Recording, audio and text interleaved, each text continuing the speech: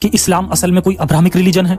दरअसल यहूदी और ईसाई जिन रिलीजन से मोहम्मद साहब ने ये नबी कॉपी किया, वो खुद अपने रिलीजन्स को अब्राहमिक रिलीजन नहीं मानते और ना ही उनमें से ज्यादातर आज अब्राहम को एक रियल कैरेक्टर समझते हैं, बल्कि यहूदी मूसा को स्पेशल मानते हैं और क्रिश्चियन ईसा को। तो अब सवाल आता है कि इस्लाम में मोहम्मद साहब ने अब्राहम को ही पकड़कर क्यों खास नबी बनाया, किसी और नबी से अपने आप को क्यों नहीं जोड़ा, जबकि उसके पहले और बाद के भी कई खास नबी थे। दरअसल यहूदी और क्रिश्चियंस की कहानियों में मोहम्मद साहब को केवल इब्राहिम ही एक ऐसा नबी दिखाई दिया जहां एक गुलाम का बेटा इस्माइल था, जो गुलाम का बच्चा होने की वजह से किताबों में उसका अस्तित्व खो चुका था। यहीं पर वो खाली जगह थी जहां मोहम्मद साहब खुद को फिट कर सकते थे, और इसलिए ही मोहम्मद साहब ने यही कड़ी उठाकर इस्लाम बनाया और फक्र के साथ अपने आप को इब्राहिम के साथ जोड़ दिया। जहां जहां उनकी कहानी कॉन्ट्राडिक्ट कर रही थी, वहां वहां उन्होंने पुरानी किताबों को करप्शन का नाम दे दिया।